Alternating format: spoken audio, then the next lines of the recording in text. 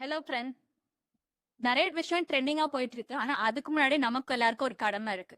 நம்ம எல்லாரும் ஓட்டு போடணும். ஆனா யாருக்கு ஓட்டு போடணும்னு சிந்திச்சு ஓட்டு போட வேண்டியதா இருக்கும்.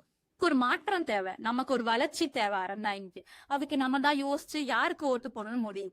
அதுவும் யங்ஸ்டர்ஸ் ஆகிய உங்களுக்கு அது ரொம்ப முக்கியம். அடுத்த 5 வருஷத்துல உங்க கல்வி, உங்க வேலை வாய்ப்பு அதை டிசைட் பண்ண போறதே ஒரு அரசு தான்.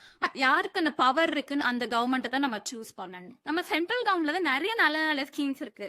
Skill India, digital hub, start up India, அதே மாதிரி நிறைய கவர்மெண்ட் இன்டர்ன்ஷிப் ஆப்பர்ச்சுனிட்டிஸ் எல்லாம் இருக்கு. ஆனா இதை பத்தியான அவேர்னஸ் நம்ம யங்ஸ்டர்ஸ் கிட்ட இல்லவே இல்லை. ஏன்னு உங்களுக்கே நிறைய தெரிஞ்சிருக்கும். அதனால நமக்கு ஸ்டேட் கவர்மெண்ட்ல இருக்கிற ஸ்கீம்ஸ் கொண்டு வர மாதிரி ஒரு கன்வீனியன்டான கவர்மெண்ட் இங்க தேவைப்படுது.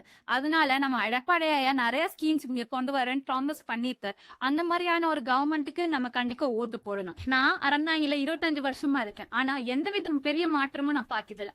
அந்த பழைய பஸ் ஸ்டாண்ட் அப்படியே தான் இருக்கு. சுகாதாரம் எதுவுமே பெருசா இல்லை. அதனால நான் கேட்டுக்கொள்வது என்பதா, எங்க அம்மா கவிதா ஸ்ரீகாந்த் அவங்க இந்த வாட்டி எம்எல்ஏ எலெக்ஷன்ல நிக்கிறாங்க. அவங்க கண்டிப்பா உங்களுக்கு எல்லாருக்கும் எந்தவித குறையும் இல்லாம நீங்க கேட்கிற எல்லாமே செஞ்சு தருவாங்க.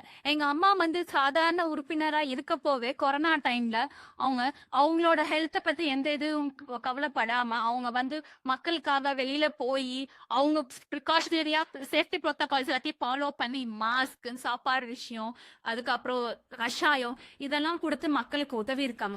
ஆனா இப்போ சாதாரண உறுப்பினரா இருக்க போய் எங்க அம்மா அவ்வளவு செஞ்சவங்க இப்போ எம்எல்ஏவா ஆனாங்க. கண்டிப்பா இதோட 100 மடங்கு மக்களுக்காக கண்டிப்பா செய்வாங்க. மறக்காம ஏப்ரல் 23ஆம் தேதி உங்க கடமையான ஓட்டு போட்டுருங்க. அதை கண்டிப்பா தாமரைக்கு நன்றி.